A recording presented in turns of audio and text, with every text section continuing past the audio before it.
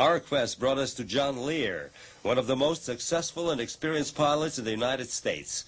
The son of the legendary airplane designer William P. Lear has flown in over 16,000 hours, more than 160 different types of aircraft in over 50 different countries, holds 17 world speed records, and is the only pilot ever to hold every airman certificate issued by the Federal Aviation Administration. Since the Vietnam War, he has flown missions worldwide for the CIA and other government agencies, as well as many different experimental planes for the Navy and Air Force. Other insiders have told Lear about the secret UFO test flights in Area 51. But in 1988, these rumors became reality for him after he met a young nuclear physicist, Robert Lazar.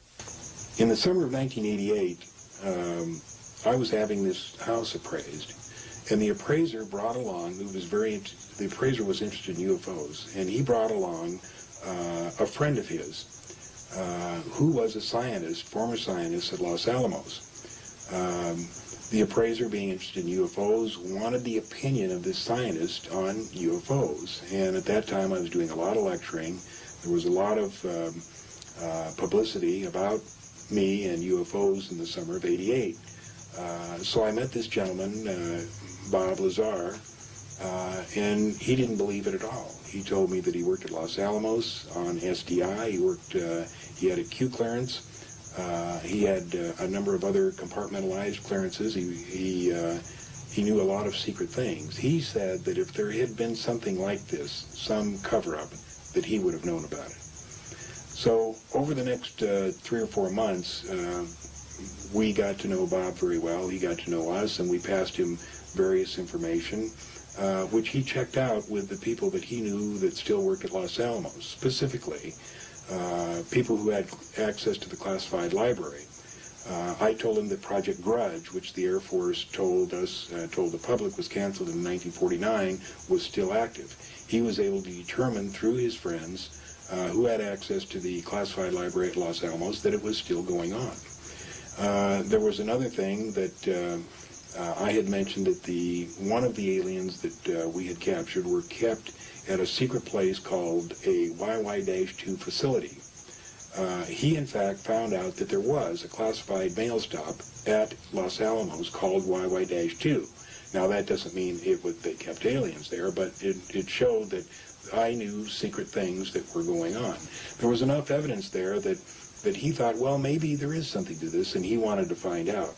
So having the specialized, highly educated person that he was, he held 2 degrees, master's degrees from MIT, and also knowing Dr. Teller, who was the father of the H-bomb, he was able to send his resume to Dr. Teller, who then called him and asked him where he wanted to work. Dr. Teller proposed 2 places, either EG&G in Las Vegas or Lawrence Livermore Laboratories in California.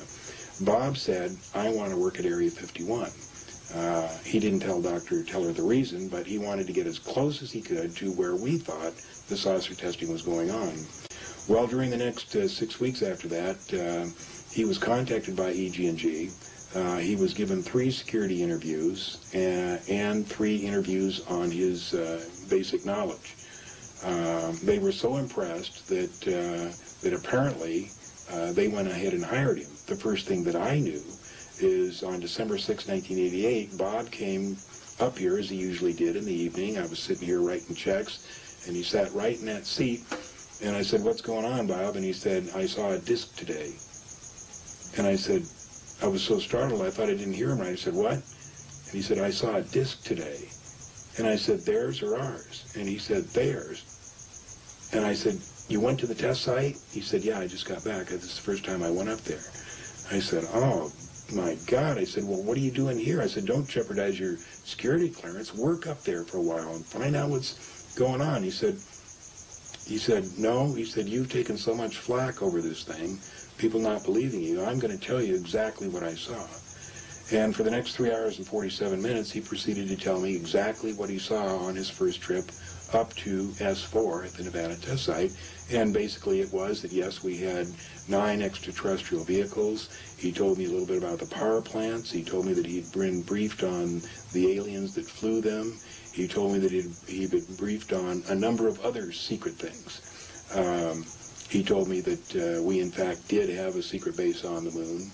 He told me that we, in fact, did have a secret base on Mars. A number of things, some of which were so unbelievable, had I not known Bob to be truthful, I would have been very suspect. But I had known him for this period of time, and I had no reason to believe that he would tell me anything other but the truth.